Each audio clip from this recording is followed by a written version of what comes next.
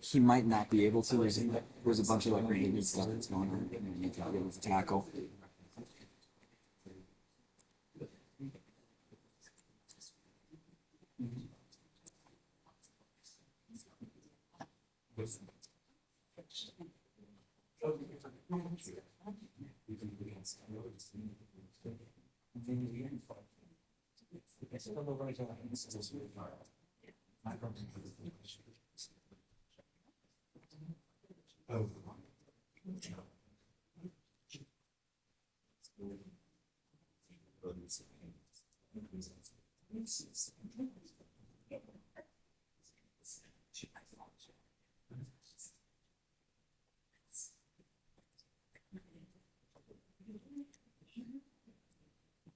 Ready?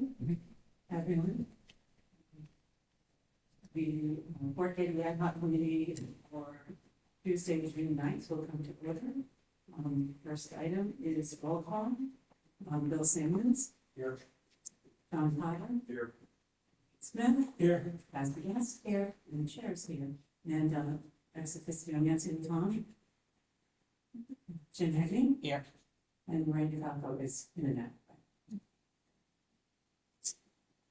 The first item is the meeting minutes. I know it's kind of unusual to have so many meeting minutes. There were videos up on the website, and Roberta brought to my attention that we had some minutes out there, but they hadn't been approved yet, so we are bringing them all here. And we are advisors, so we're not required to submit these to the Secretary of State, but we are following best practice and want to make sure, especially as we conclude our work, that we have all the minutes up there. So sorry for all the reading people.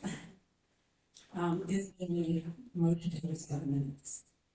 All of them, and then we can move to conversations. Minor errors? Yeah, Miller? okay, we can take them first. I was going to do a motion and second amendment. Okay. Is there a motion to accept them? So I would offer that, except that I didn't attend the last meeting, so I can do A through F. I Okay. can move to approve A through F.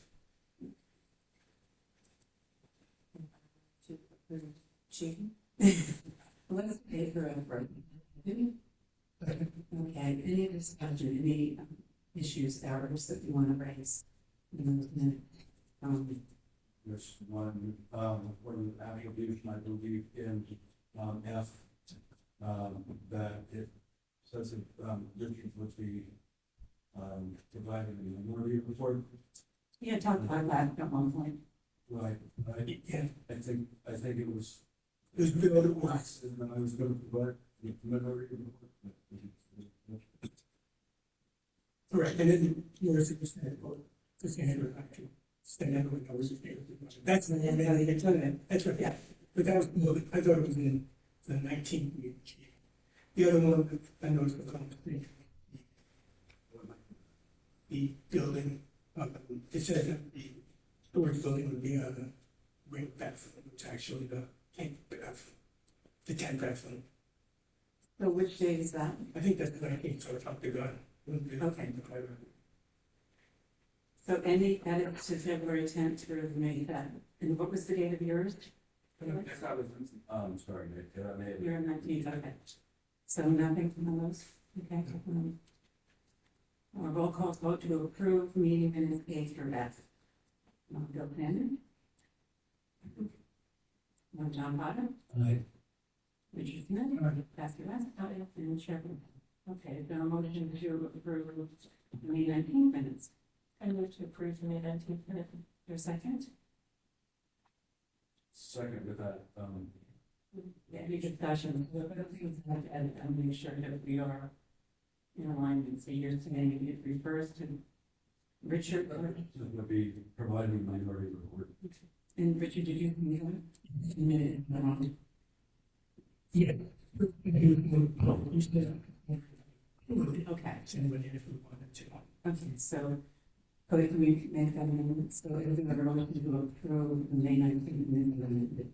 One more. Okay. It's just that they put the storage shed with the rent bathroom. Okay, I don't think any bathroom, I don't know, critical access for the people you get teacher. yeah, definitely. Like, thank you. All right, so is there a motion to approve the manual independent amendment? Yeah, I'm gonna go over there to this, Second?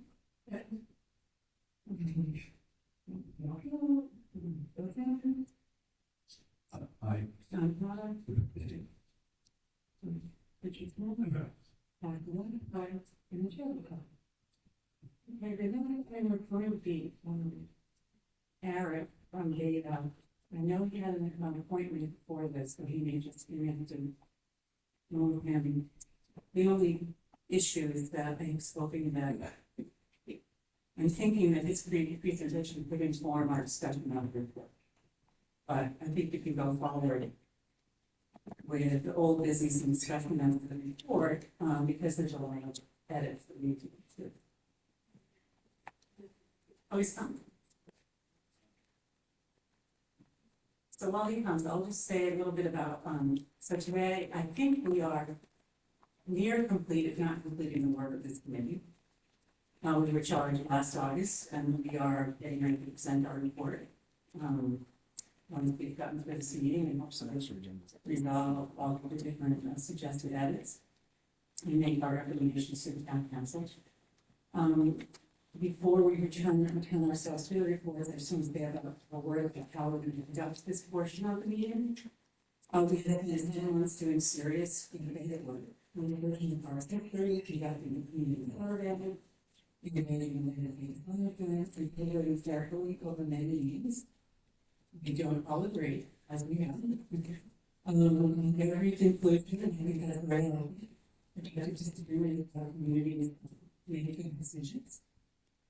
So we have received as of yet, a report from committee of those things. And the report is a part of this process. Bill has done a lot of work.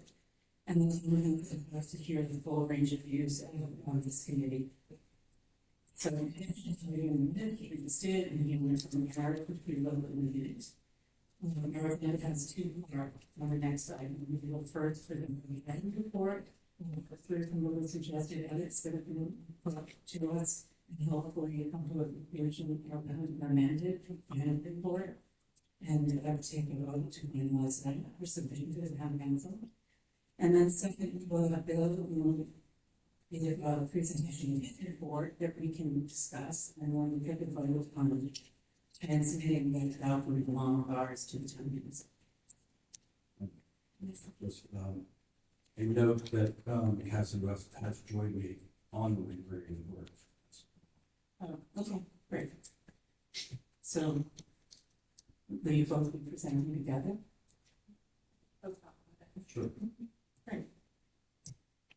All right, so Eric, is you here? Oh, there you go, you're right. Yes. Well, we putting these up. Cody, you have the PowerPoint, is that right? Yeah, I can.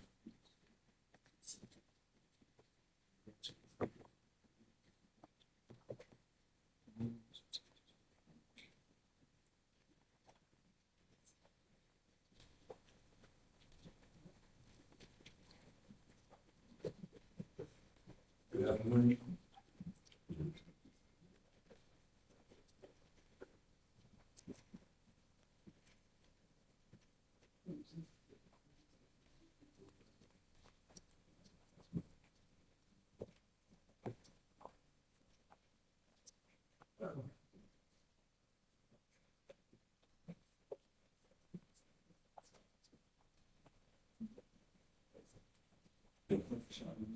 Yes, okay.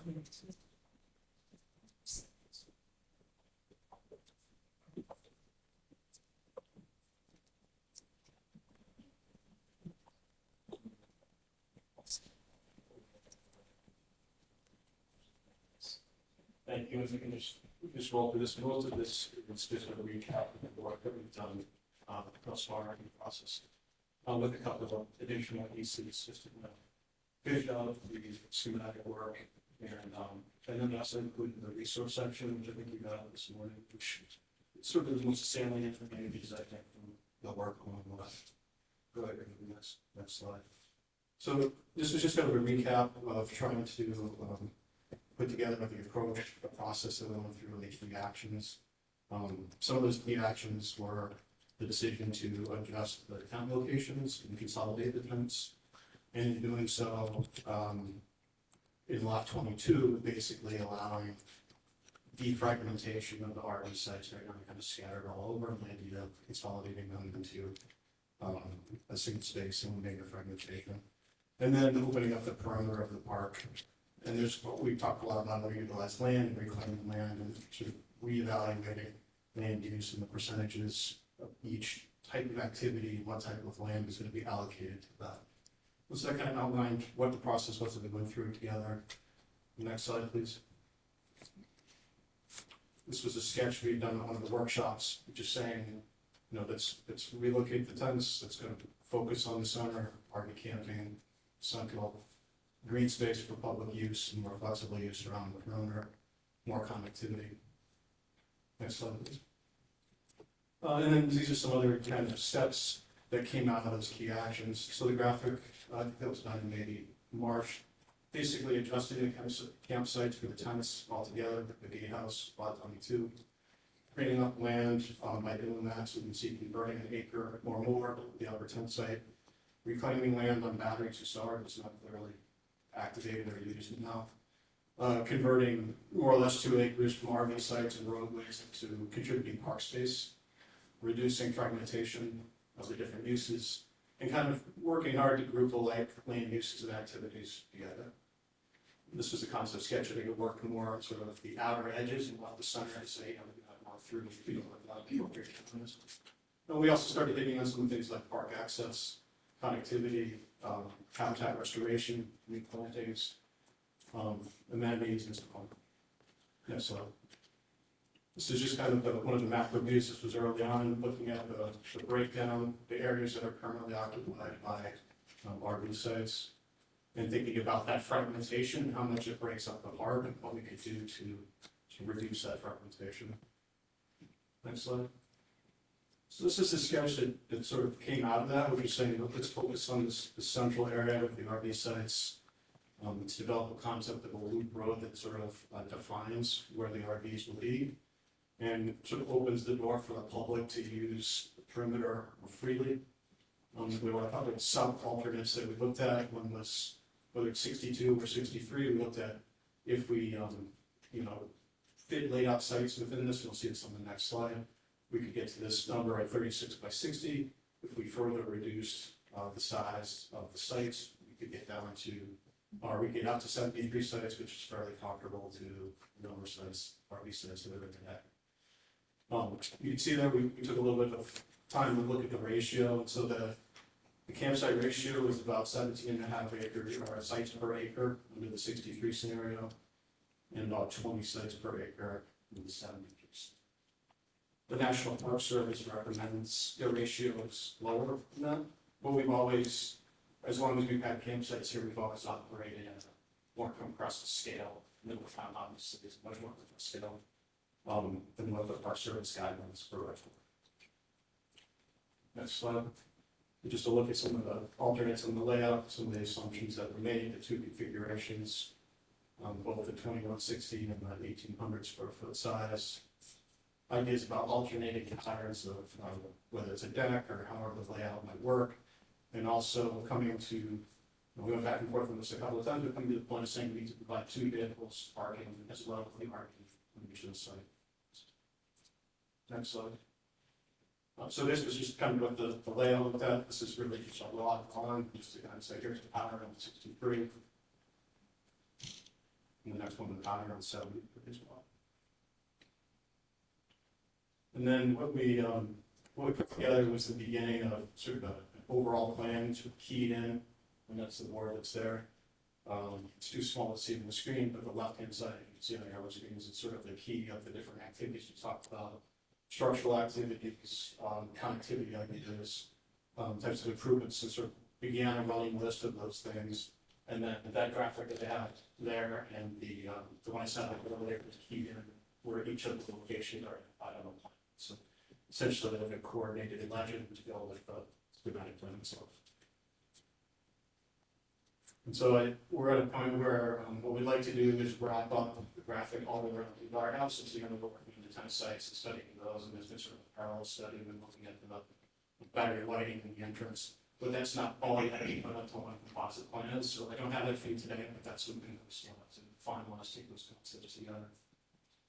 And then whatever, recommendations or updates graphically you might need as you go through the other pieces, so you're aware of that.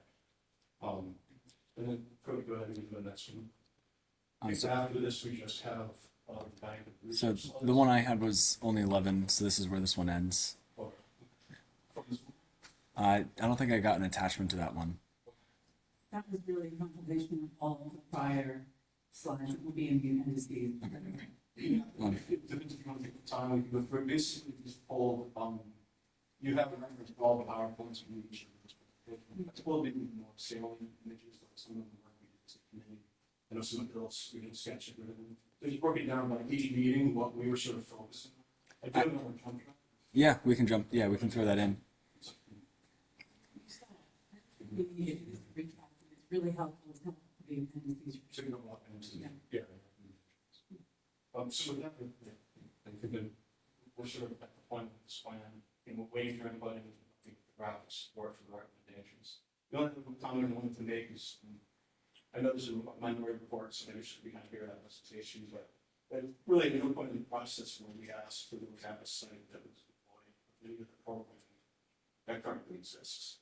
So, right, as a committee, I think we all said, or we heard anyway, all of the current programming that's going on in the park is programming we want to support. I think the discussions were at what level are those programmatic elements supported. So I know the minority report says some things that we maybe didn't carry the visioning process far enough, and it relates to schematic planning process, so it's more about how you look at the existing programmatic elements and then the backlinks, which is what we were engaged in. We weren't tasked with going forth with the tabula rasa and saying, this is a blank slate, what could we do there? We were tasked with, again, collectively working together through. So I know that minority report needs to be some more detail, but this is an overarching statement. It wasn't something we were asked to do. If it becomes something that needs additional looking, then we can discuss that. But again, it was an assumption of the programmatic elements that existed, we're going to be carried forward.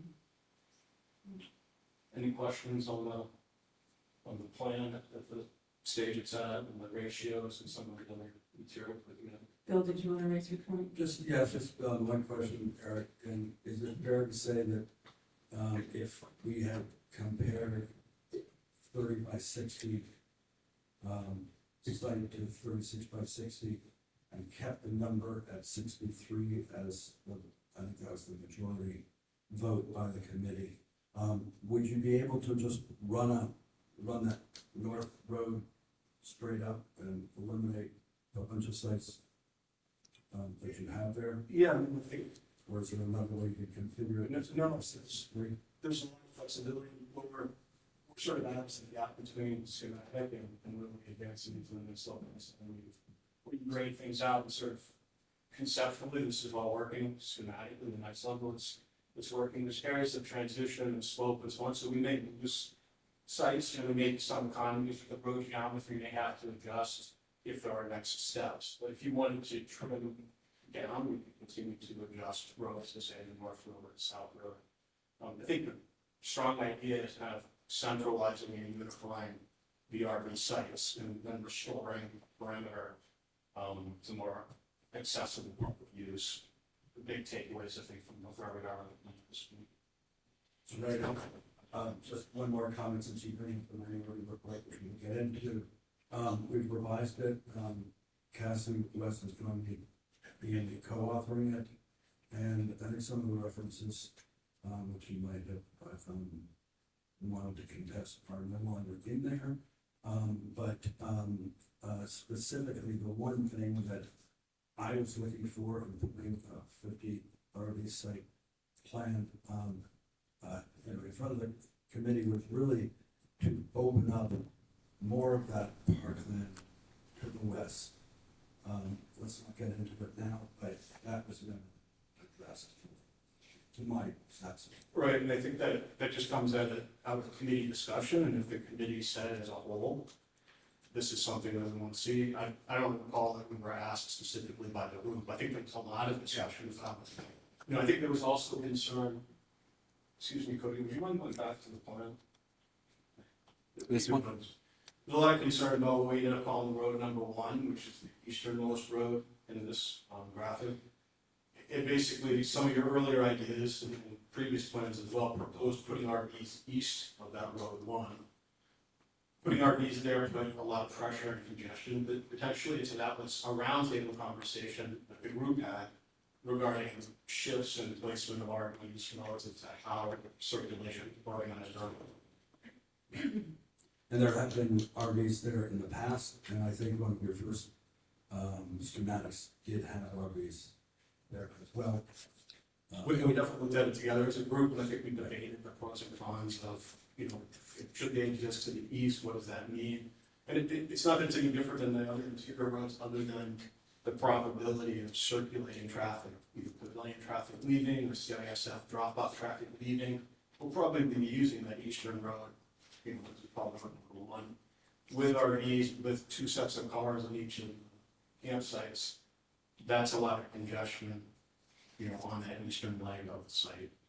So again, that was kind of the recap, but that image and that graphic does show up in supporting appendices was looked at as a study. I love this schematic just because it summarizes everything we kind of went through over 9 or 10 months basically, and shows it practically.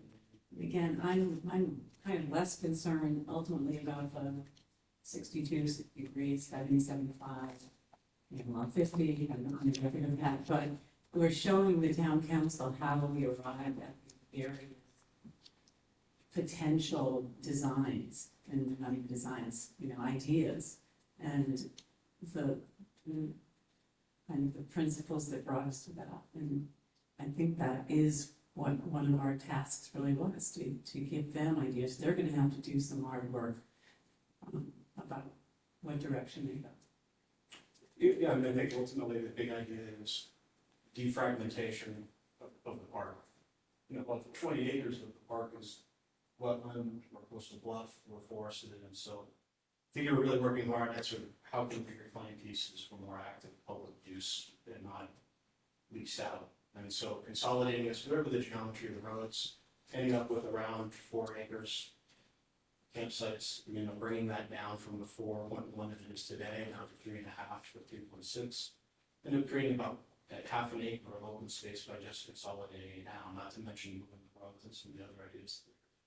I think ultimately the geometry and the alignments of the roads, all that can be refined. I think the big picture concept is, you know, with RV camping, assuming that that's part of the programming, where does it work best and how does it work, and then support all the other uses in around it. So that one, I think I'm good with Any other piece. questions for Eric? Great, thank you. Okay. So what I thought we would do is go through the draft that Heinz plans that has highlighted areas that are new, and work through those and make sure people are comfortable with those. And then go through the additions, Bill sent some language, and Eric sent some edits, and we just been comfortable with those, and then we are, and we soon put it forward as amended. It's fine. Okay. I think that's first one. First one done. Okay. Actually, first page, you mentioned it in the email where, I'm still. Oh, this is all, yeah, this is all, it's, yeah, I'm sorry, that didn't get edited here, but it's, yeah, I changed it in the draft. The Cassandra West is the secretary. Thank you.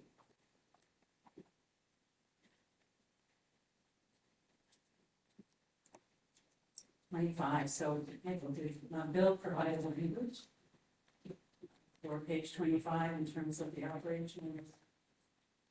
Bill, do you want to say anything about this? If I don't have any language. Yes, okay, so,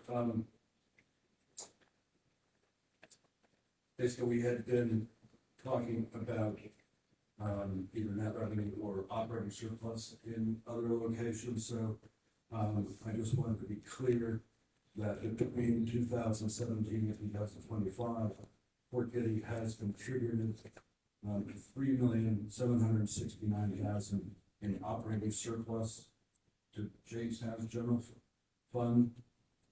In the same time frame, 96,000 has been taken from the general fund and spent on Fort Getty, which is less than 2.5% of the net revenue the park has generated. And in parentheses, this amount is for the gatehouse, and water main work does not include labor. And this is a parallel to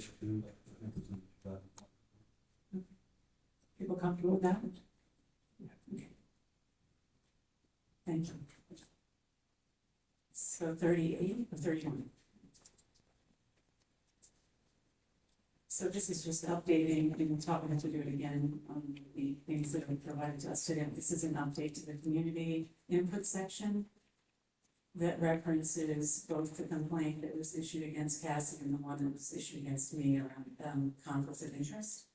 So we just want to make sure that this is complete, and those are going to be included in our records along with my response.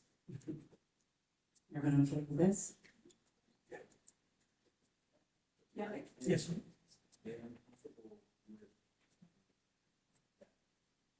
But I also would like to just like that, one of our early meetings where we talked about.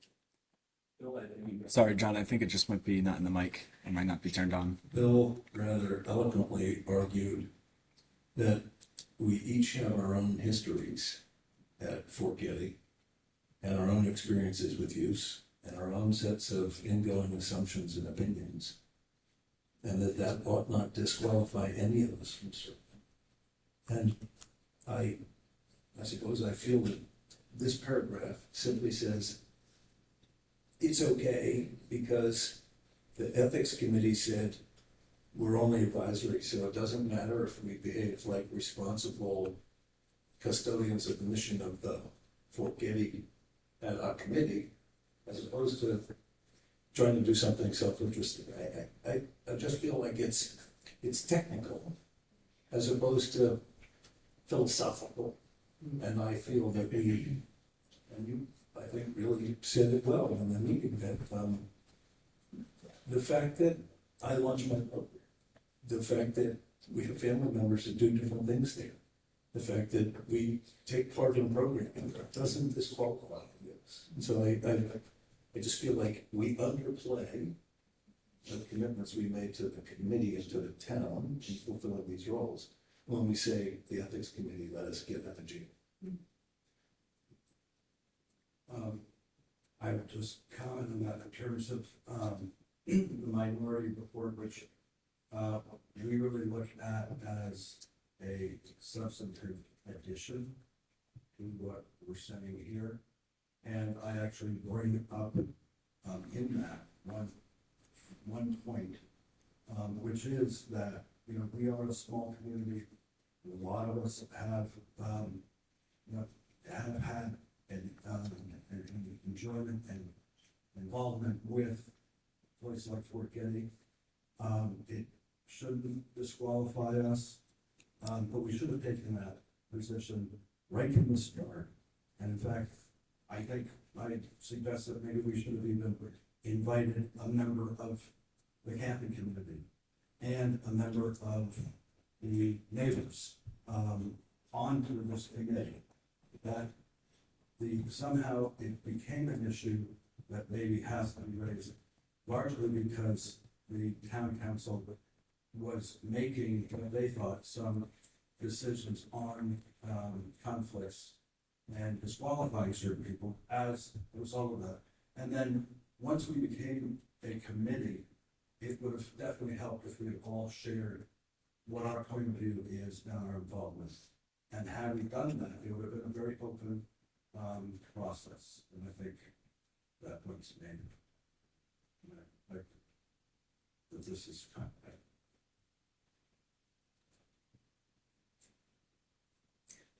Interesting. at least with Marissa's complaint, if everybody paid attention to what was said from the beginning, as Bill mentioned, he brought it up that everybody used the word. But the last month, Marissa gets accused of conflict of interest. You can't stop the public from their opinion, whether it's informed or uninformed. But you talk about bringing a person on board, it might help, but if you're not paying attention from the beginning, people are gonna assume what they hear is correct in the later stages without doing their homework. So we probably still would have complaints from the public, no matter how far back you go. It's unfortunate people don't pay attention before they speak, but I think as far as the ad hoc committee goes, we already knew pretty much what everybody's opinion was here. And I think the town knew. And that's why they put us together, so there'd be a variety of inputs to help go forward. That's all. Well, I think in terms of Marissa's opinion, it was pretty obvious from the letter she sent in June of 2025 that was accepted by the town council and put in the public record. Nobody should be surprised. That she supports Kent. Well, that was her position. Right, we all have positions going in, but we discussed them all here. It's not as if Marissa overrode 5 of us or 4 of us and said, no, we're doing it my way. It was a vote. Everybody has their opinion. I know there's some people here that don't want campers, and they express their opinion. One of them is probably the minority report. So everybody's had an opinion. They said it to certain people. So it's foolish to believe that we're all naive or we all don't have opinions, whether it's in press or not, because if you talk to everybody's friends, if they wanted to report it, they could report everything everybody said. If you want to go social media, so I still think we're over-exaggerating the letter in 2025. We know Marissa likes campers. She said it all along. I like campers, I said it all along. The number that we come up with isn't based on me, it's based on the 5 of us. So opinions, we're allowed to have our own, but we're not entitled to enforce ours above the other 4. So Marissa, I know you want me to get this document done. I guess the only thing that I was really suggesting by my comments was I would like us to add a sentence that acknowledges that we did discuss conflict and we accept it. It's even in the minutes that we approved that each of us has a different engagement with Fort Getty, and none of those declared us unsuitable to sit on the committee. So it's not just, yeah? I'm comfortable with that, other people? Yes, You had him and. Yeah, and the sentence that we all bring our own different experiences and relationship with Fort Getty. You know, some of us have views, Right. some of us, you know, have relatives that have camped there 5 years ago. Yeah. Yeah, none of those, I don't think, It just was that, yeah, I don't have a problem that maybe we should ask Nancy how she feels, because she was brought in front of the ethics commission, and none of us were, none of us. she chose, you can speak yourself, but she chose to go, she thought we'd find her opinion.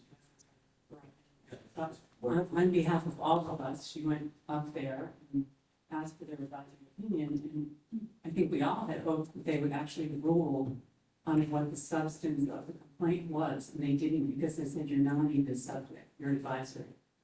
I did ask them to, but they couldn't, had to stop at that first part.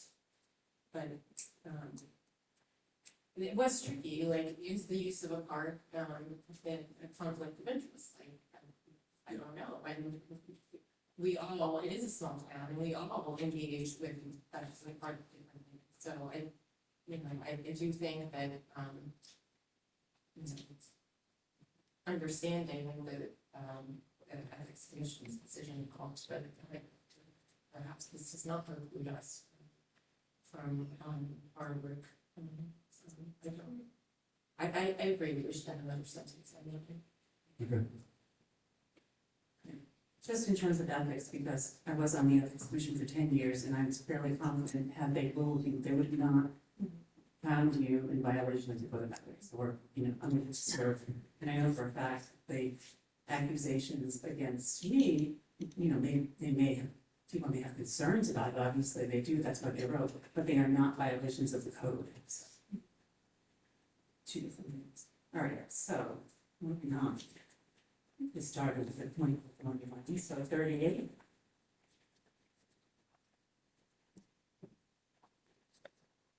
This is just new language, and it may be edited by Eric, I don't know, but I'd rather just take it one at a time and be comfortable with what's being proposed here.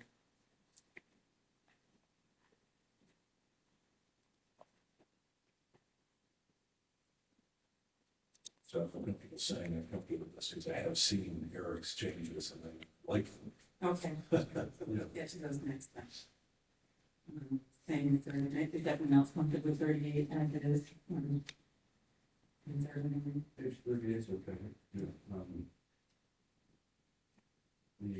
I think the change that Eric brought was on to the nine, which is, explored, town kayak racks, such as in the area shared with the United States. I do have a, initially mentioning that, he takes it out, He takes that? you know. Because as shared space, I don't think we should be building.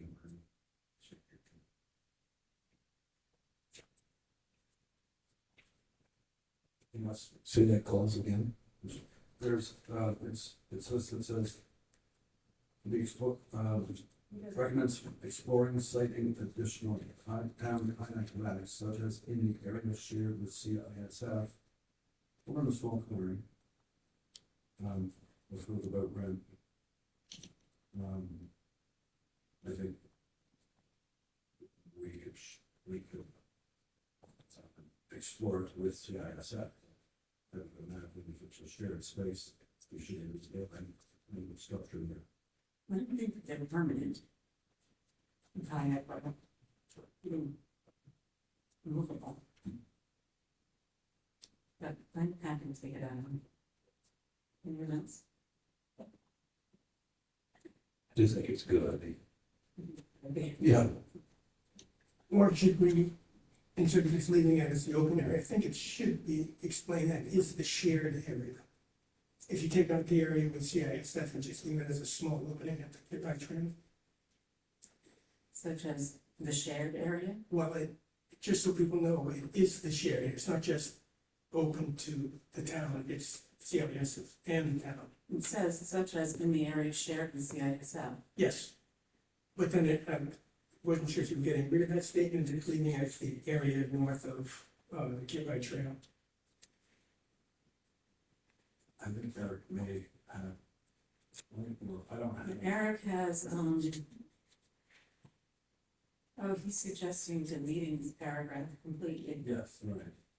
because it has because his additional language references this.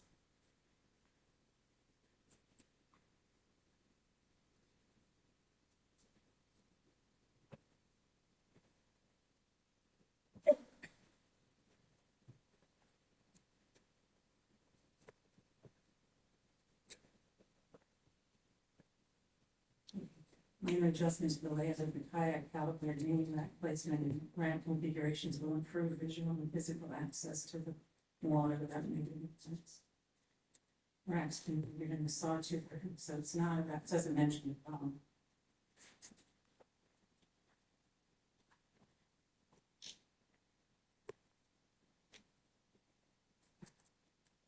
Where's, what page did you just read from? I read from Eric's, edited page, you know.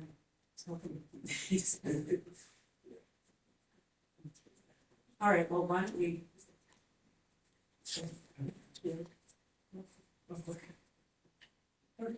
Excuse me if I might approach, just to Yeah. clarify.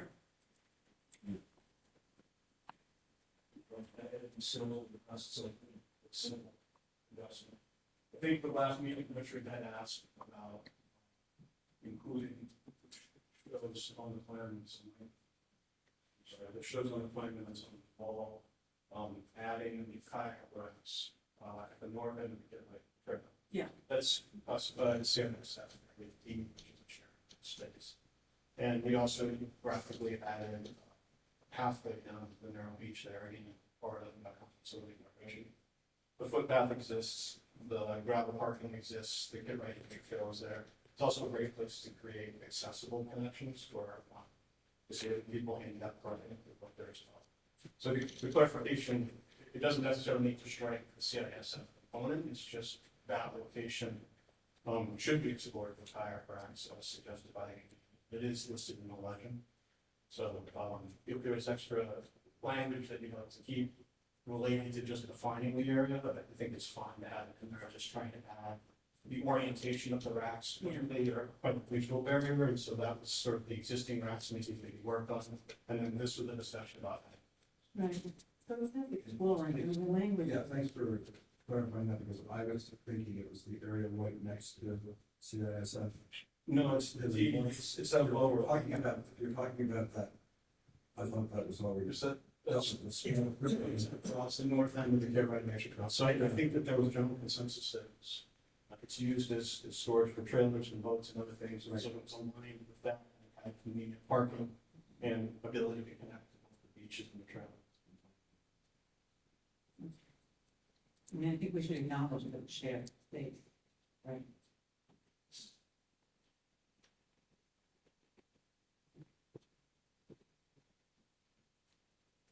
So further down on 39.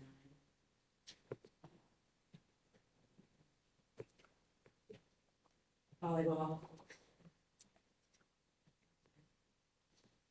Final community supports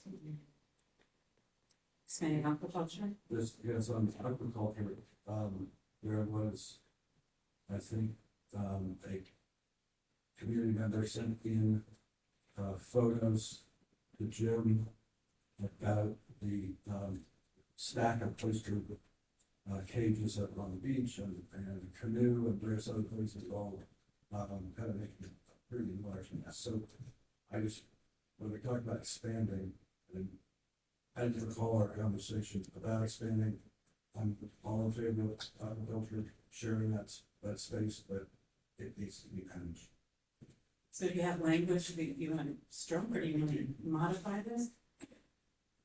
It's fairly generic. We touched on it, we didn't deeply explore, we didn't get into general agreement, but it certainly came through in the survey that aquaculture is an interest in, or the aquaculture going down from there, and so aligned with the master plan that Jim presented, so what do you want to do?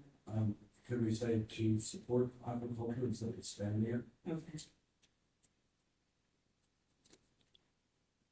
The committee is in favor of supporting opportunities for aquaculture, or supporting aquaculture. Good. And then on page 40, Ed had reported this, so I included that the town has received clarification from the SHPO that there are no constraints moving forward to repurposing the structure of the lower bathroom. And the letters in the NBCs. And then page 42 is just a description of the process that we went through to kind of narrow in on a general area of limit.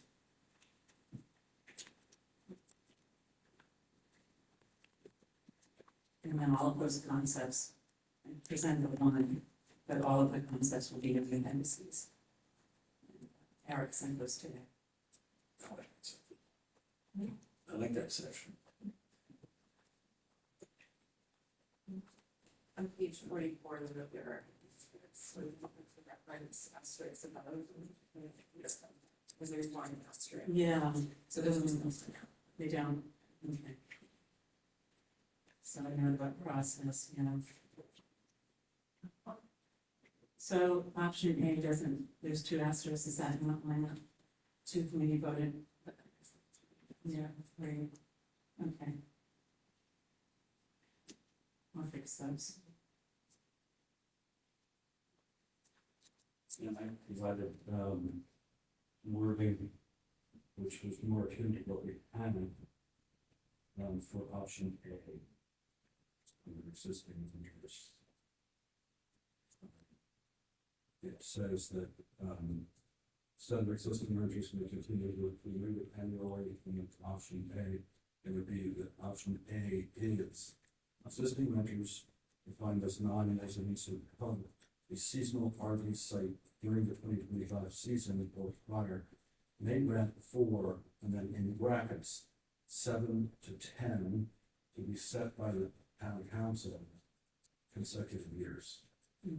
And repeating that language basically in all of the locations where right now it just says 10-year, it would be the TC set number of years. Consecutive 10-year. So whatever that number is would be consistent throughout that period. And then option B was added later.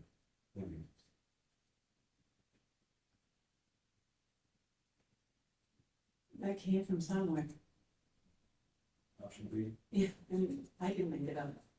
I stole language from whoever revisited the version. I said that him along with kind of a note that John originally had mentioned 9 consecutive years when he first started. An alternative method between the two. So I thought it was just worth continuing to explore. Because it was not something he voted on, but I do recall John speaking of that, and I figured that, thinking that John. We didn't vote, that's why we did it. That's why it's highlighted, and we feel like we need to vote on it. So,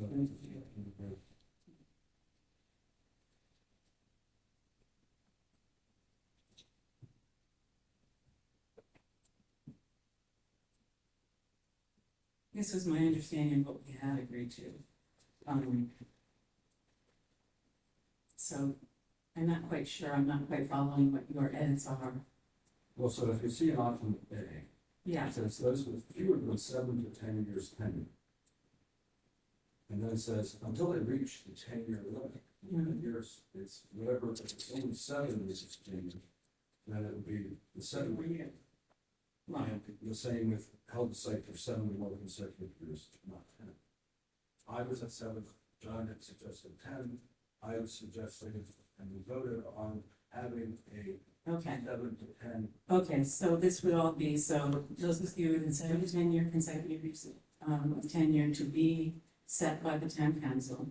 Right. May renew until they have reached the 7 to 10 year limit. Yes. We have the 7 to 10 years. Yeah. And same with the next one. Site. Yeah. 7.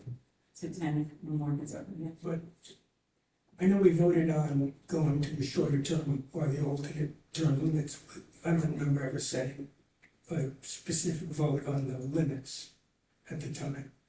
Because I know at one time you had 3 to 5, there was a bunch of numbers, and I know we voted 3 to 2 to keep, to make it the time frame, but I don't remember voting on the number of years at that stage. We discussed a range, keeping it as a range for town council. Right, But our first event, is that happened in the meeting, that I looked at, right, was 7 to 10. yeah. One of the things that I believe you did on last meeting, but didn't participate in, was this discussion about when does that happen? Yeah. You remember mine was, I think you give everybody, you started with everybody's off today. There's no waiting, so it was the, what's it, very. But that's not, And that's not reflected here, I'm assuming what's reflected here is where you got it from. So are we okay with this range of 7 to 10 referring to the town council and then option B maintaining that?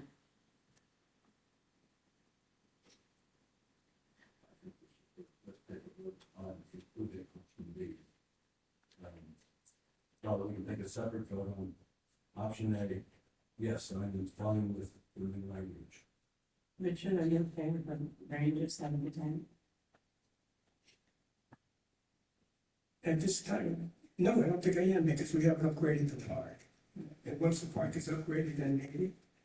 I'm not sure what the years would be, but I still think it needs a phase-in period to move people out as things go. And if, once the improvements are done, and our rate goes up, the numbers on the guidance or whatever it's gonna be, may not have an issue because it might all be going anyway.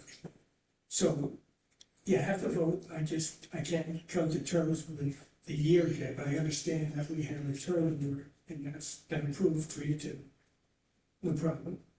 I just, the number of years I have an issue with at this time, and maybe, who knows? But you can still vote, you can still one. Vote for option B, then presumably Richland family will be satisfied. If you want, I mean, I'm a vote against that. I will vote for it, so I'm going to do it. Do we need the director? In terms of is there a motion for the RV reservation access and tenure policies as written to pass option A with the amendment of 7 to 10 consecutive years to be set by the town council? That's the first motion. So, I need a motion. so Is there a second? Okay, roll call, Bill? Aye. John Bobber? Oh. Cassie? Richard? No, Chair Whitson. So I don't know exactly where that leaves us, except I think we just let the town council know there's been discussion around term limits and they can figure it out. Does that language have been originally voted? It had been, I don't know if it's been. Yeah. Okay, so that's just, I'm just striking that or modifying it to be. Okay, so is there a motion to accept option B as written? There's a second? second, Okay, roll call. Bill Sanders? No. John McCartan? Aye. Richard Smith? uh, Cassie West? No. And the chair is on. Okay.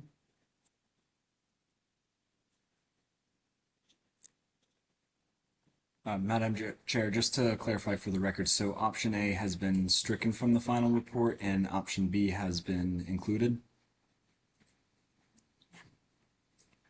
I think we need something for option A, I just think it's gonna be a little bit more vague about, something along the lines of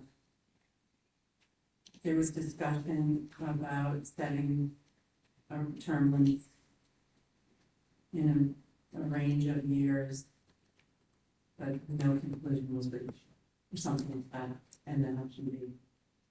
So we're gonna do it, so there's upgrades too. Well, we have voted on language which we can dig up, which Okay, basically was option A with no option B. And then, after the vote, perhaps, John suggested that, well, maybe the clock should start ticking, but we never voted on that. You are including that now, which is fine. I'll look back at those minutes and see what that says, we'll probably do, you know, but I don't remember, we can come to the final number. I know, but I think that was the beginning of some. Agree with that. One of the things that's confusing about, my commentary is at the end, it's a whole, like this rather than live, it's a 1 year. So I'll go back and look at the vote, and we'll put whatever the vote was. Okay.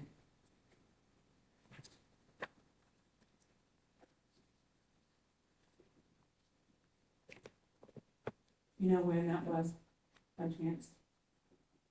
Mhm. I will throw this one. Okay. That'd be great.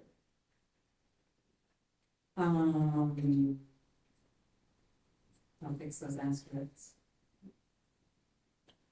And then page 44, season length, site size, structure guidelines.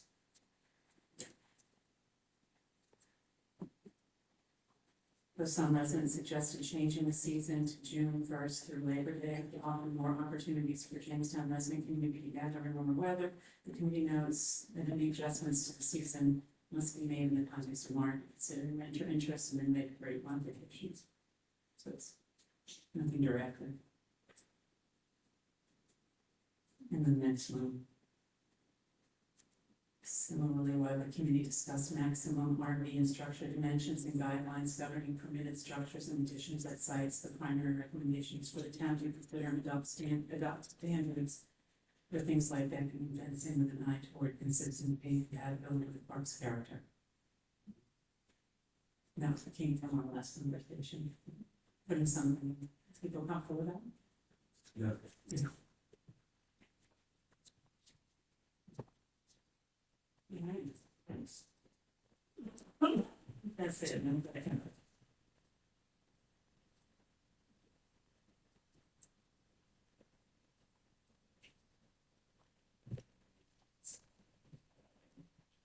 The first item is his interest in replacing the land use map chart. Okay, 14. That's the PCBs. And if there's anything you want to say about explaining that modification. Just that the original table was done in February or March, and so there were some updates done.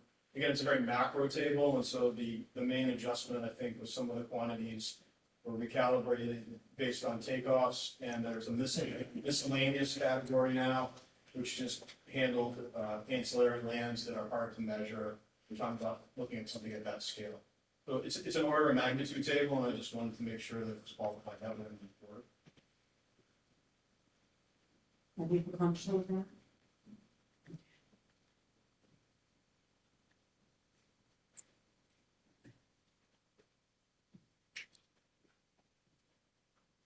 Now I'm moving on to Eric Redline document. In the first page, I think it's 37. 30.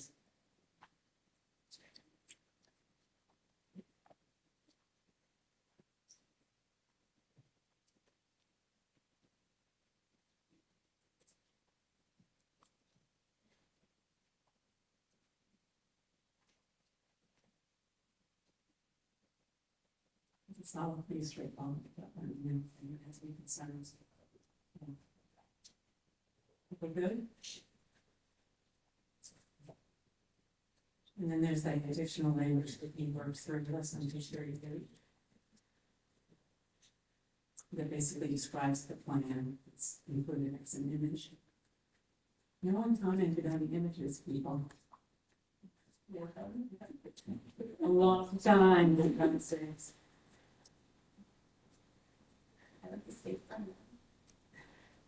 That's right. Which one? The state fraud, the Swedish. This Yes, yes, yes. celebration in the morning.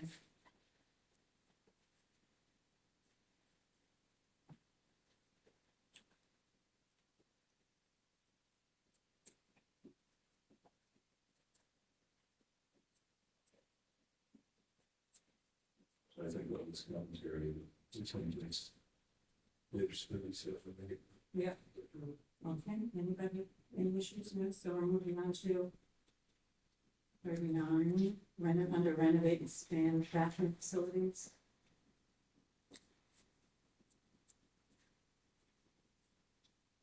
Okay, so.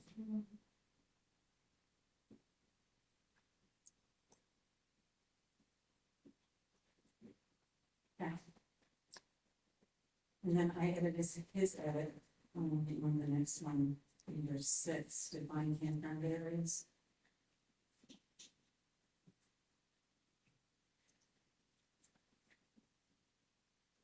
So 5 members of the ad hoc committee hold diverse viewpoints. I'm reading this because I think it's good. Hold diverse viewpoints on many things related to 4K. However, the committee found common ground regarding the approach on how the 20+ acres of land may be better utilized for better resident as well as visitor use and enjoyment. These overarching concepts are aligned to assimilate tent camping, locating all tent camping under lot 22, to unify RV camping, 3, remove and or realign some park roads to decrease park fragmentation, 4, expand public green space. Within that framework, different committee members' perspectives exist regarding particulars such as intensity of use or density of activity. each number of RV campsites and the tent sites, parking configurations, and stuff. Okay, Everyone said, yes, thank you, Barry.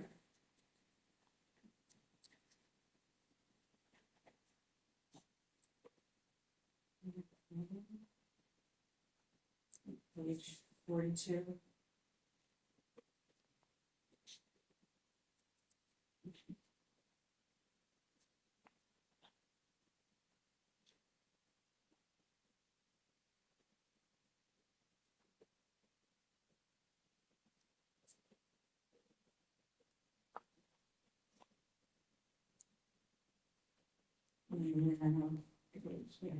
So I just, I know this is more, but how does this diagram, which I recall was debating, how did it evolve into what we just looked at today? 3.5. Right. And what's on the screen right now? That was, It's close to it, but this item came about, this is the one that came about from Bill's request to look at 30 by 60.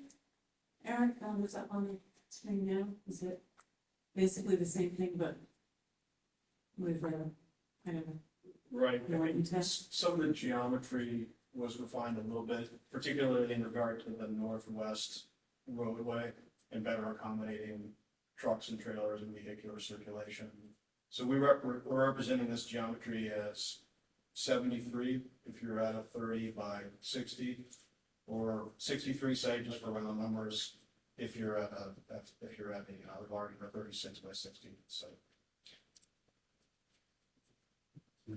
John, we had, in this, I guess, in the workshop, was a discussion of lot size. I understand.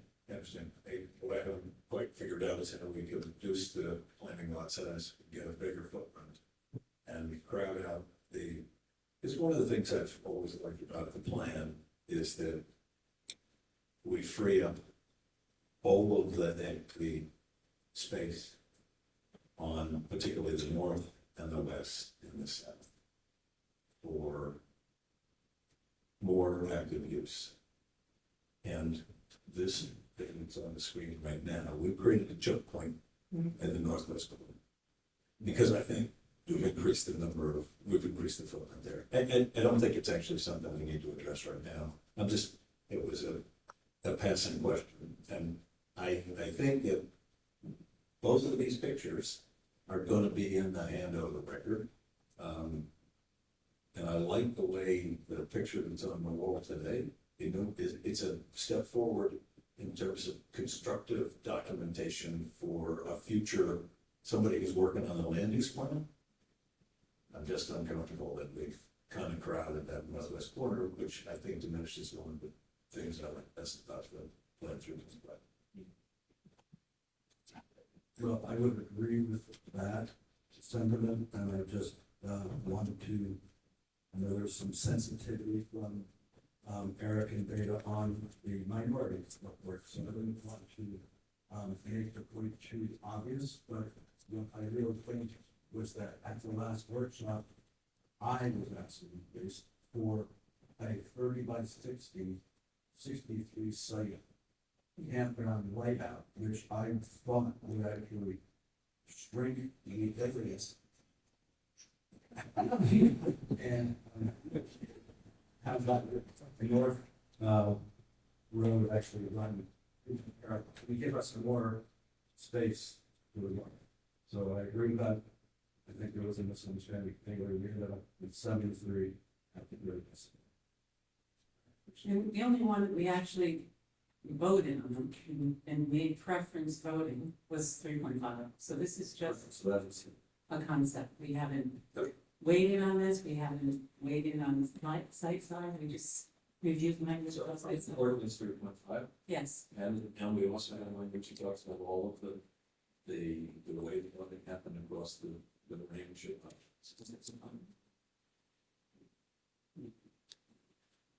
I mean, we're giving a clear message that there's not a unified, single answer on this.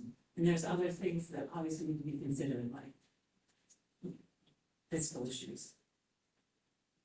And land use. Okay. Okay, and then, Eric has given better language, I think, about, numbers are outside of 42, page 42 or 43, in an effort to replace line which keeps the. Is that okay?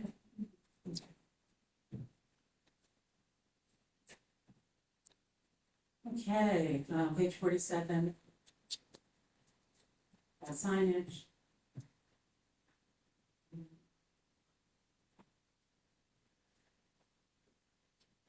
And then under 11, 12, 13. Revised language. What else is?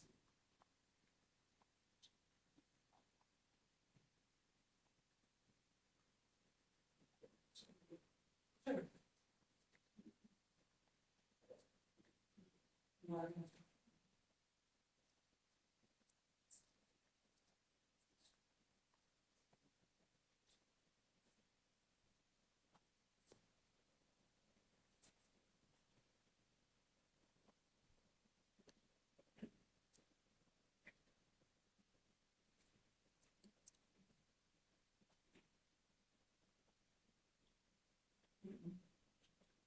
Yeah, so.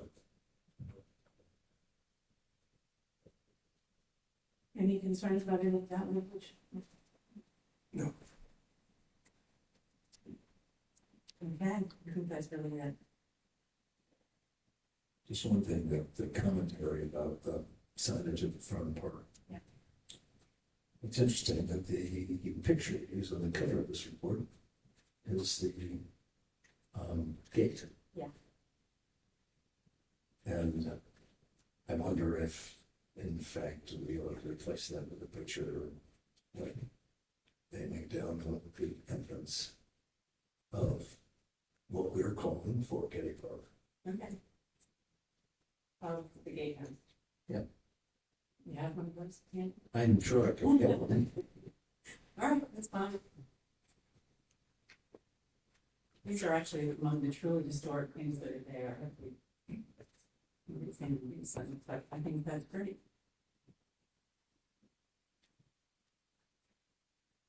Okay. Anything else?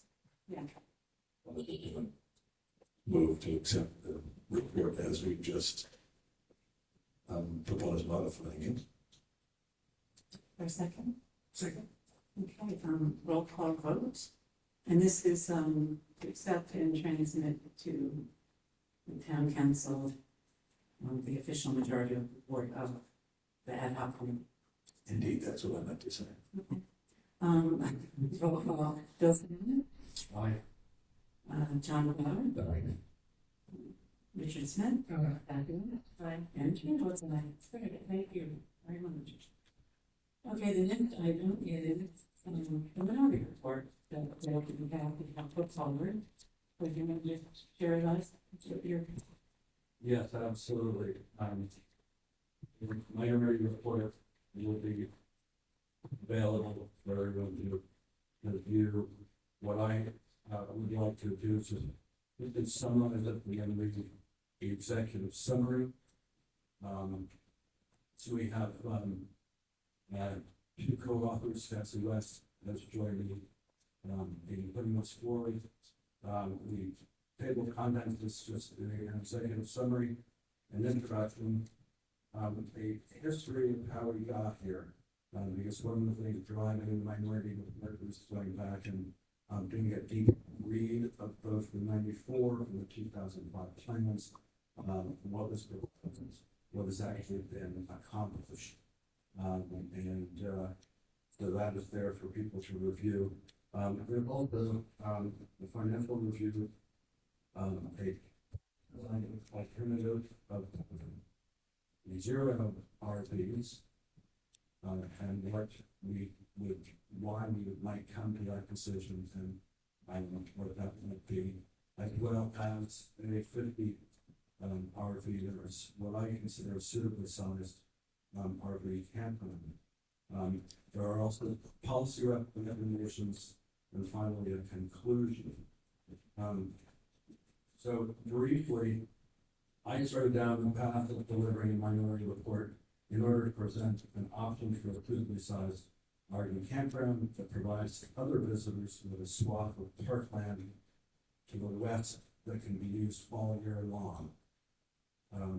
But when you turn our back on actually estimating cost of delivering majorities to the report and plan, I realized that cost is too large a factor to ignore. We need a full accounting of what it's going to cost the town to afford and RV campground with 63 sites. Reasonable cost estimates are well beyond the $400,000 bond that applies to the portion the town is focused on. And if those costs go to $1 to $2 million, which is not an unreasonable thought, we could be looking at an operating surplus of only $200,000 from the RVs. This amounts to $40 per median household annually. And I think that if we all looked at $40, what is something that we could afford? At that level, the town would really have to lack creativity and the time and energy that they should be doing. Really get full community involvement and therefore it's various alternatives for us to look at. I will read the executive summary. The ad hoc committee later mightily since August 2025, the research, survey, and workshop park designs in order to produce the accompanying majority before the town council, which we just voted on. Yet in this process, the committee sidestepped a broad review of possible park options and settled quickly into a narrow focus on upgrading and managing the existing resources of the park that every summer turns into a RV campground. The principles we all agreed upon of preserving the park's open, natural, and scenic lines and honoring what residents value. The proposal, as shown by the survey of the greater open space, gave way to a plan to maintain an RV campground with new roads that will continue to march across nearly the entire expanse of Fox Hill. 30 years of previous reports were largely ignored, and no design components were considered to provide year-round access for daily visitors. We are going on record, Cassie West and myself, with this minority report to urge the town council and the residents of Jamestown to consider options and costs that were not addressed sufficiently by the ad hoc committee. There were substantive observations made by the 94 and the 2005 master plans, which show the park has been underutilized in the summer months by Jamestown residents who have felt like trespassers often on a private enclave of well-ensconced campers. The town of Jamestown itself was complicit over the years in allowing an ever-growing sprawl of campers to take over the entirety of Fox Hill and to renew sites annually, because without making any capital investments, the revenue was substantial and no administrative oversight was needed. We urge the town council to consider the cost of lost recreational opportunities for the community, especially in light of the substantially reduced financial contribution of the park to the general fund should improvements to RV campground be greenlit. Our community now has a decision to make between two alternatives. A sizable investment has to be made that will far exceed the $500,000 bond issued for electrical upgrades. If this size of investment needed to create an organized RV campground that allows year-round use of the campground segregated from other activities as much as possible, and run it as a business at market rates. But if this full cost is rebuilding the RV campground with metered pedestals and terrace sites, it will cut out the $390,000 RV operating surplus in half, then we must seriously consider phasing out the RVs in favor of the full enjoyment of the park by residents and daily visitors. To guide the future of Fort Getty Park and in service to all of the island's recreational activities, a permanent Parks and Recreation Commission must be formed, and an events coordinator should be hired and to champion park events for the residents and revenue opportunities. A Parks and Rec Fund should also be created as a mechanism for these Parks and Rec commissions invest in the park. Now, I will say that a number of these items overlap with what this committee has done, and it's so really it's not to demean or belittle anything that we have done up here, because I know we've all put a lot of time into it. It's just to point out that this is not the end of the process. If anything, it is the beginning. Cassie, if you would like to add anything? So I think this report has a way to look at the whole picture. I think my professional experience in training has taught me to look at assets and barriers to an intervention. So, when I look at Fort Getty, right from the beginning, we had a lot of information about what had been done in the past, but we didn't understand the barriers to why it hadn't been completed. And we also didn't start with a blank slate either. We were somewhere in the middle. And so I see this report as providing a lot of the information around our majority report that is not there.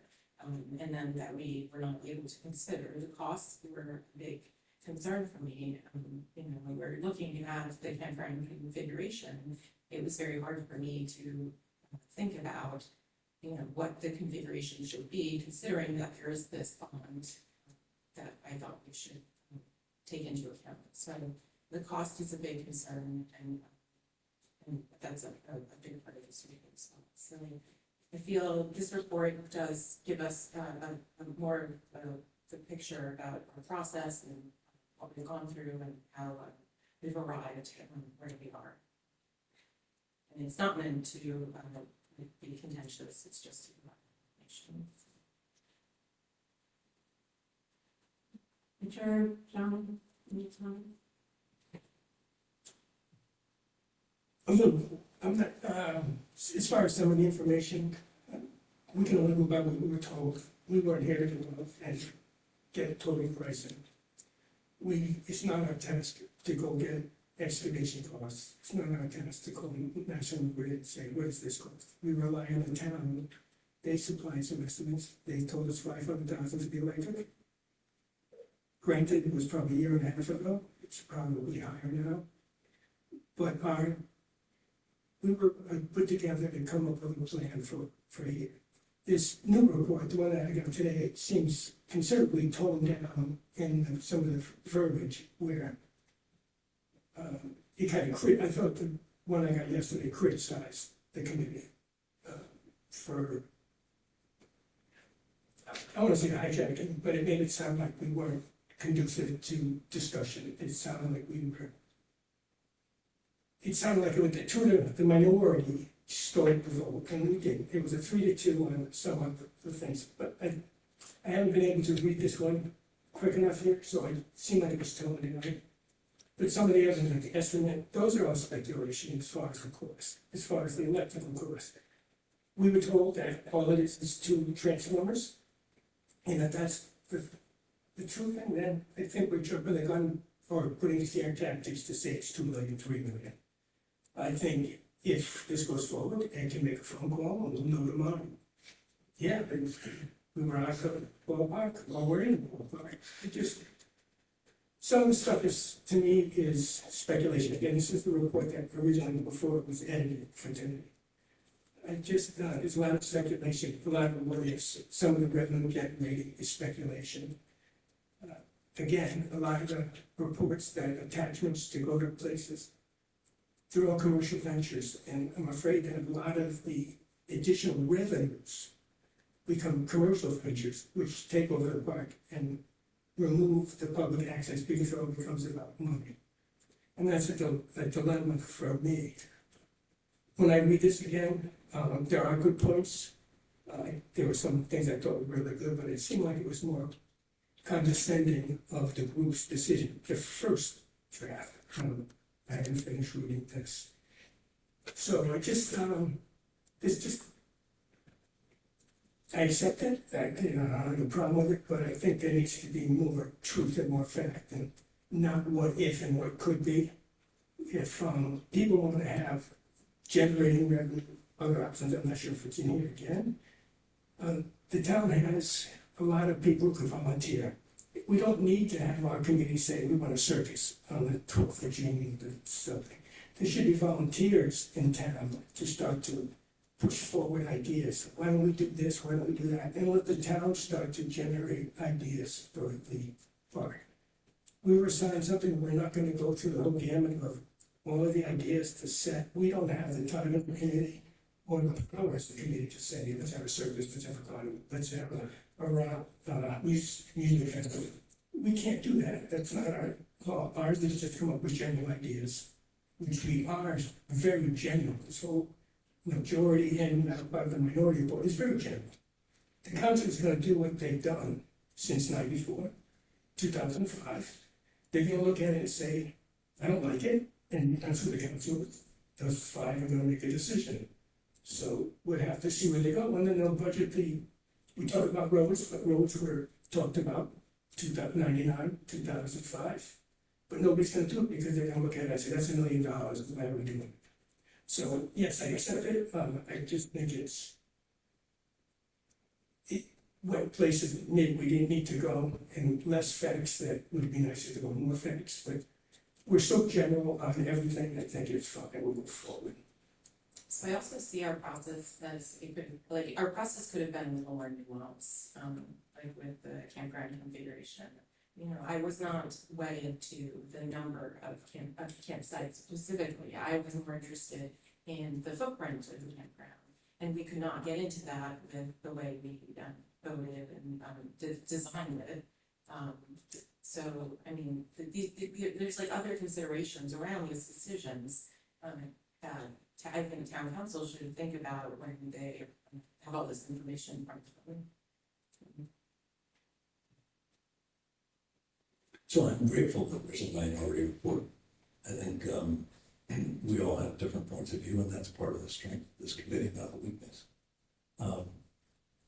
And I think early on, we talked about a minority report might be being a way we might overcome differences of opinion. So I'm glad there is one. I don't agree with everything that's written in here about the content of the solutions.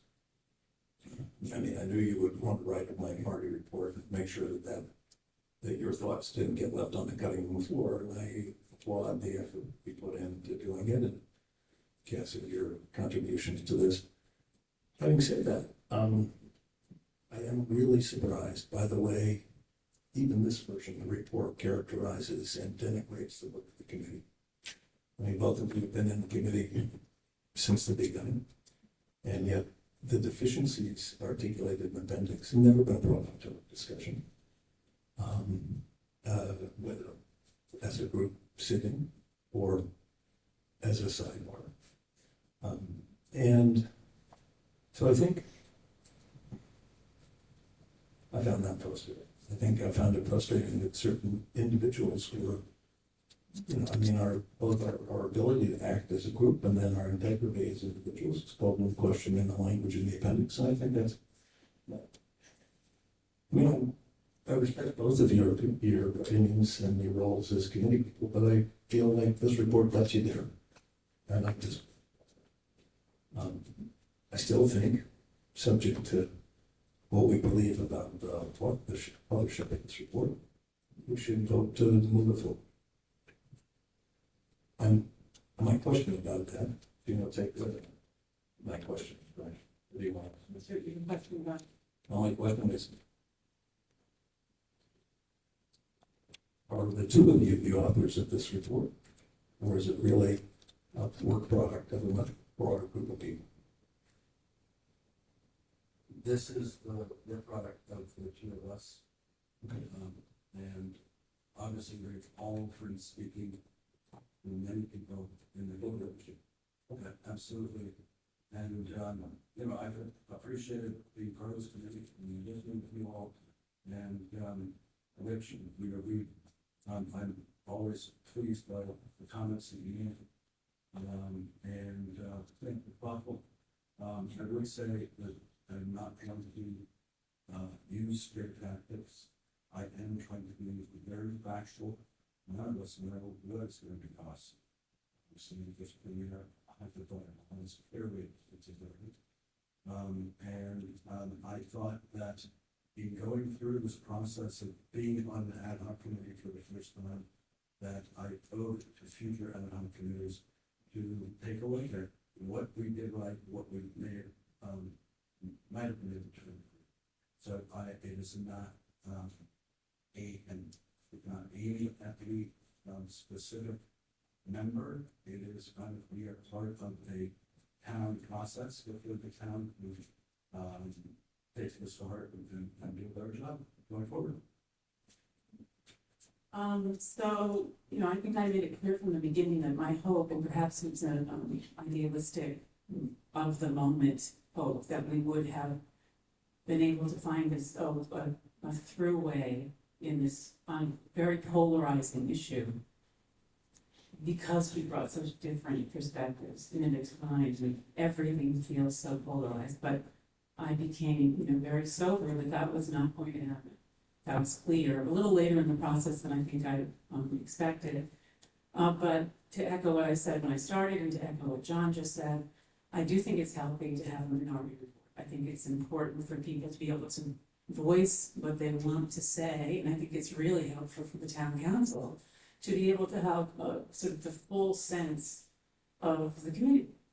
I was really pleased that there was overlap in a lot of areas that not always areas I necessarily agree with, but they're in our report and the minority report. So I think that's also healthy. The only problem that I have with it, the only area I sort of reject, is the appendix that has a lot of problems with the process law. And I just think we were all equal members of this committee, and at every meeting you're asked, you have items you want to put on the agenda from the beginning, talking about how do you want this work to be, what do people want to explore. I think we did take pieces of comments that were brought to us by members of the public. At least I did, and I saw others doing the same. We didn't have perhaps one conversation around all of them, but certainly Kathleen Brown's piece around governance, and around what the place looks like in the off season, and John's big article, the amphitheater review. And so I just do take issue with that, because I think these are things that everybody had agency to affect. And we did, but again, that is my experience. So obviously you had a different opinion, and you are entitled to that. So I don't see these as someone like me. I see them as being helpful in future committees and future work, and how future committees are formed and how they work together. These are kind of observations that have happened here that I think should be considered. And there's, as I said in my earlier remarks, I really came to this as trying to find a compromise position, and thought the PRB could provide everything or as much of everything that people are looking for, and have dog walkers and daily visitors have this whole swath of parking. We never accomplished that, and I felt certainly some frustration in not having an idea accepted. And as Eric just pointed out, we never put forth a zero RV. Nobody proposed it. Right, and so I will fall on my sword, and I definitely take responsibility for the fact that I was coming to over time, and it was really only after exploring what RV campground, that I started thinking, what is this going to cost? And what if it costs more than the town wants to spend? And what does that mean? How do we actually quantify that? So it's why there are two alternatives. I'm trying to keep an open mind, and we will be looking to the town council to come forward with what is it going to cost us. And I think that was always nice in thought, that we didn't have to come up with a budget for any of the our tasks, but to consider options for making Fort Getty better. And those, we accept the minority report, and, I was gonna do that. sorry. I'll stop. Okay, so I move that the minority report submitted by committee members Bill Sanders and Kathy West be received by the committee, be accepted by the committee, and transmitted to the town council along with the majority report for the council information. So, Second. okay, roll call vote. Bill Sanders. Aye. John Potter. Richard Smith. Aye. Cassie Webb. Aye. And Jim Wilson. All right. Thank you.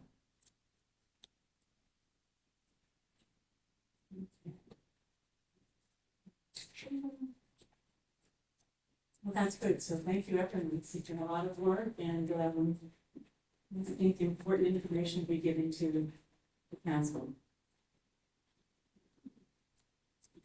So, next item is new business. Any new business? Anybody? Okay, the next item is public comments.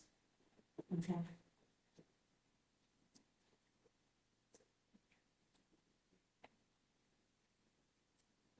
And Patsy Eldridge. what's your address? Patsy Eldridge, number 38, near Gansett Avenue. I do have the thing on. If you just try and speak in one more time. Patsy Eldridge. I think it's coming through. If you just try the button one more time, see if it. Testing. There we go. Congratulations to all of you. This has been quite a process, and you are all to be commended for all of your time and your efforts and your thoughtfulness and your time and talents. And thank you for giving me the opportunity to speak. I'd like to focus on one simple idea. It's kind of been coming up a little bit over and over again, and that is consistency. A repeated concern from those who do not support the summer community at Fort Getty is that the campground takes up valuable town park space. But that use is seasonal, limited to a small portion of the park, and leaves the land essentially unchanged at the end of the season. At the same time, we've accepted permanent year-round structures in the park through an independent nonprofit ceiling foundation occupying wonderful waterfront land under a long-term $1 per year lease. Yet that hasn't sparked the same concern about lost public space.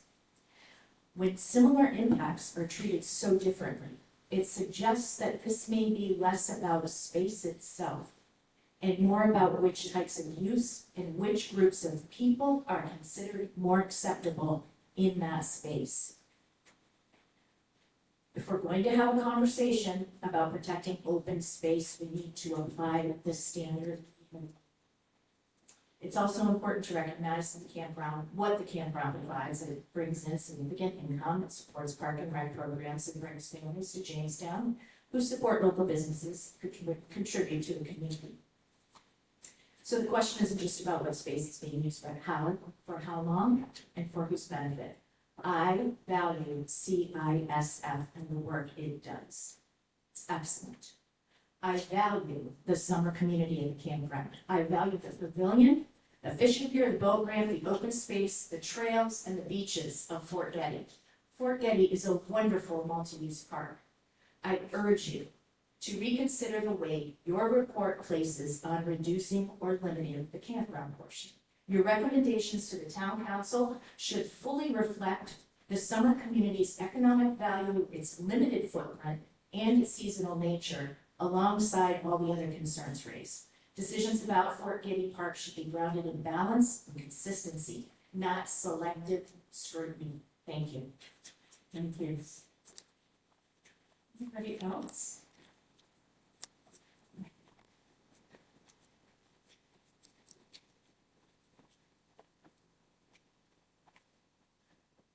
Hi, Aiden.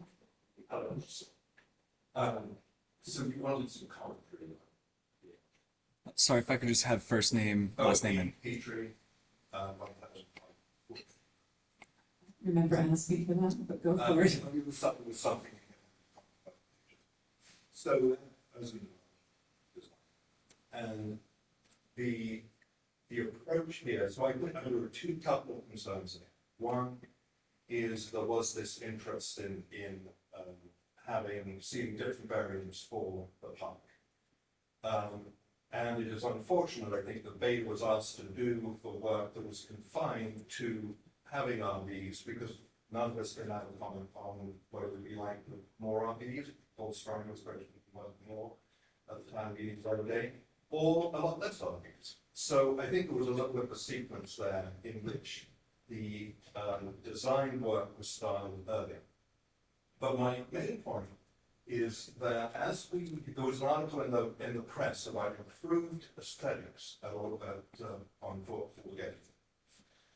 And what I think is interesting, is just an observation, is that we now have a park proposed where we can take a stroll around the elephant in the room, which is an RV park.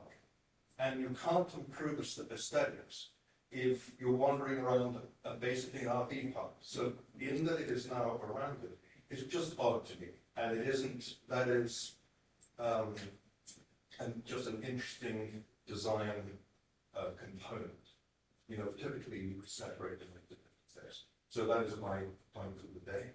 And I look at it and I'm sitting here going, what would Chief Sachin and now Ganser say about this? And I'd love to sort of bring them in and just say, how would you like this thing to be? Thank you. Anybody else? Yeah, Sandy.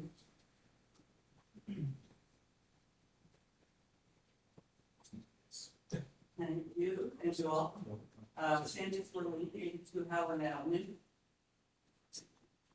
I haven't heard or seen Patsy's comment before, so I'm just responding, but I had already written something to back it up. What she said, when I used to work in town planning efforts, we would caution the decision makers not to allow the abutters of the project to drive all the opinion. Many letters to the press have come from Fort Getty Road residents. I don't necessarily know them, but you see Fort Getty Road at the end of the letter. It seems possible that the very few property owners are having an outside effect on the plans. The RV community is much larger, many more people than the Fort Getty Road community, and the whole island community that uses the 41-acre park is largest yet. What exactly is driving the diminishing of the RV park? What are the real motives? I truly hope they do not echo the disdainful tone of the letter published last week sneering at trailer parks. Trailer parks are a neutral category. Some are crappy and poorly managed, some are very nice, clean, and safe little neighborhoods living lightly on the land. The Fort Getty RV Park is in the latter category. Everyone should try visiting. Thanks. Thank you. Anybody else? Okay. Thank you all, and thank you all. I know many of you have been to each and every one of these meetings almost completely, probably here in some others. More than one occasion, and contributed through correspondence and through your strong feelings on all sides of this issue. It's been really important to our work, so thank you. Okay, the next item is communications received. So we received communications from Martha Nemo, Marissa Quinn, David Petrie, the Rhode Island Historic Preservation and Heritage Commission, John Romano, who is my nephew. Robert Chow, Lindsay Richardson, Peter Wilson, and Joe Harrison. Is there a motion to accept these communications? Madam Chair, if I can just mention were two other communications that were received after the agenda was prepared and distributed that I was just going to ask if they could also be included in the record. They were sent to the committee. It was an email from Chick and Alexis Pyle from June 7th, 2026, and a letter from Emily Tambo from June 8th, 2026. And I just asked that they be included in the record as well. Is there a motion to accept all of those communications? Second. Okay, roll call vote, Bill Simmons. Aye. Right. Mr. Smith. Aye. Kathy West, right, and the chair. Okay, the next one is agenda item is the committee schedule. We don't have one, but in terms of next steps, I will take the edits, I will accept the ones we accepted, I will do my best to modify the ones that have questions, I will reach out. If I have only questions on one, I'll get back to the minutes and for that. Specifically. And finalize it. Bill, yours is, and Kathy, yours is approved as written, you're planning to keep it that way? Okay, so we will get everything, including the appendices. In terms of the appendices, Eric sent us the set of materials there, and I know, Cody also compiled every set of slides. Yeah.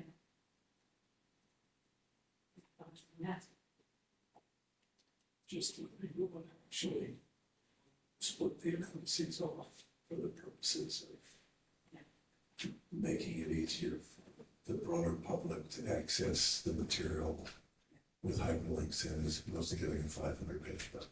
Yeah. Just a little. Well, I mean, I'm fine with that. I mean, I hyperlinks to some of the things, and if something I couldn't do it. We don't have to have hyperlinks, just addresses that help people. It just,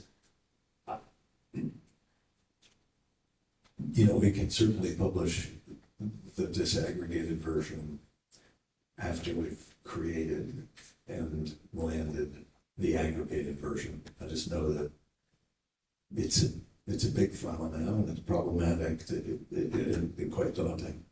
If you decide you want to know everything in it. I was thinking that it would be a link itself on the website that has it all there, because there were complaints that we didn't get everything, so I was trying to be as comprehensive as possible, so my thinking is to have them separate, but together on the website. And available possibly by link. Yeah, as posted on the website now under ad hoc, we did essentially both, where we had a Fort Getty final draft version with appendices, and that's the full, and then we split it up as the final draft, the 50-page appendices, and then I think there was one additional document. So we kind of had it in both versions. That way you can choose. Great. So, when's the next town council meeting? I believe it's Monday. Yeah, this next Monday. So if we can, I believe their posting deadline might be tomorrow or Thursday. I can stop by the clerk's office just to check with you. Okay. They might be able to place it on the agenda, and then the documentation might be able to come afterwards. But I'll check with them, and I can let you know. I mean, are they going to invite the community to come? I can't speak for the council as to Yeah. what they, but yeah, most likely they would look for the committee to present as well. It also doesn't have to be the next meeting. It could potentially be the next one in July. Right. So people in that, then next week. Okay. Understood. Okay.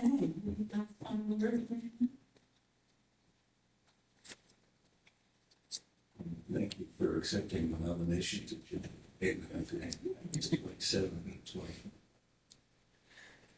Thank you. Someone asked me recently, would you do it again? And I said, yes. Totally. It wasn't expected, but I definitely enjoyable. I enjoyed working with you all and appreciate what we're all contributing to Jamestown. We love it. So thank you. Yes, I do the, but my. By the, overall. Oh, thank you. All in favor? Any opposed? I meant to thank all the staff, Eric, got a list. I'm just so anxious to end this thing now. we just had one motioner for the motion to adjourn. If I could just have someone on record as perfect. Thank you.